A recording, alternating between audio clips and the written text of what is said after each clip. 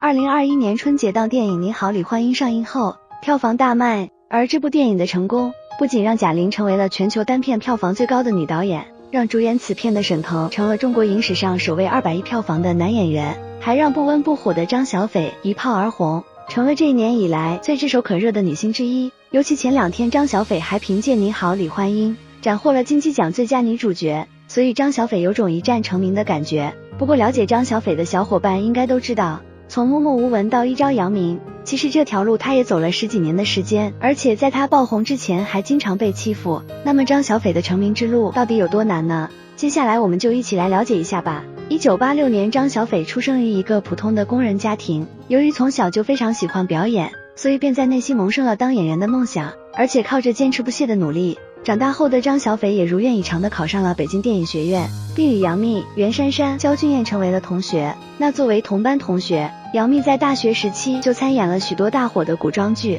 比如《仙剑3》、《红楼梦》等作品，而且大学毕业没多久又被评为4小花旦，所以杨幂自出道以来就一直是很红的女明星。还有袁姗姗早年也靠着于正的力捧，成为了多部戏的女主角，特别是在2015年，袁姗姗更是靠着马甲线刷屏网络，同年又因参演煎饼侠人气暴涨。至于焦俊艳这些年来的发展也是相当不错的，可张小斐从大学开始，虽然几乎每年都有作品和大家见面，但她本人却一直没有什么名气，而且没有什么拿得出手的代表作，所以她也一度怀疑自己到底适不适合做演员。那这个时候的张小斐在对自己做了一个全面的审视后，开始认为也许是自己实力不够，或者说也可以尝试转型，所以她决心再次进修，考入了中国广播艺术团。在这里她遇见了自己人生中最为重要的2个贵人冯巩和贾玲。而张小斐其实之所以决定报考中国广播艺术团，其中一个理由是因为她认为自己有喜剧天赋，也许比较适合演小品说相声。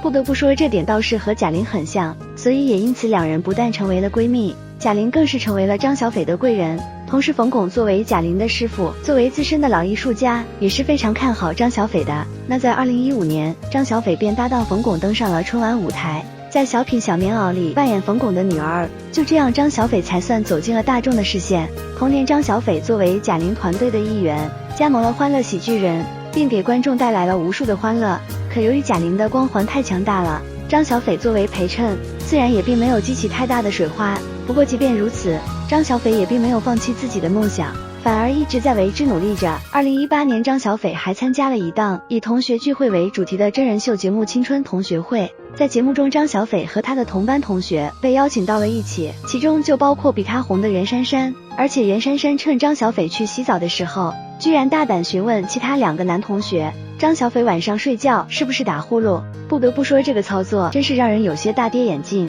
先不说张小斐打不打呼噜，光是袁姗姗问2个男同学这样的问题，就让人有些想不通了，搞不懂他是为了节目效果还是什么。而且当有个男同学回答说他感觉张小斐会打呼噜的时候，袁姗姗更是哈哈大笑。包括张小斐洗完澡之后，袁姗姗还在不依不饶质问张小斐到底打不打呼噜。除此以外，袁姗姗还和2个男同学说张小斐洗澡慢，没想到其中一位男同学就说张小斐得多少天没洗澡了。袁姗姗听到这句话后，又是一阵哈哈大笑，言行举止间丝毫没有尊重张小斐的意思。直到2021年张小斐因《你好，李焕英》大火后，这件事再次被重提，袁姗姗才在网上公开道歉，可大家依旧不买账，反而认为袁姗姗在蹭热度。那除了袁姗姗这件事以外，张小斐和演员孙茜之间的纠葛也一度成为了各网友热议的话题。2018年，张小斐参加了《我就是演员》节目中，她在和搭档孙茜对台词时出现了僵局，孙茜想要把人物角色捋顺了再彩排，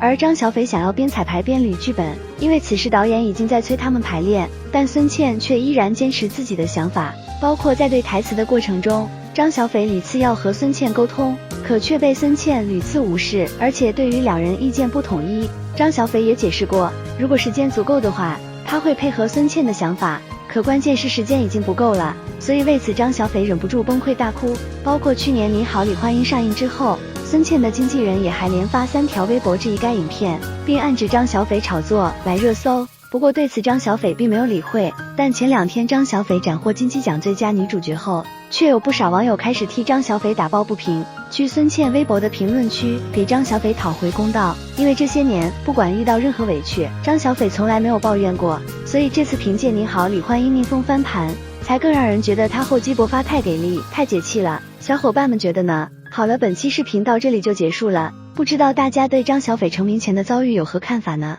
欢迎在评论区留言讨论，我们下期视频不见不散。本视频观点根据现有信息整理推断而来，仅代表个人看法，如有侵犯任何人，请联系小编删除修改视频。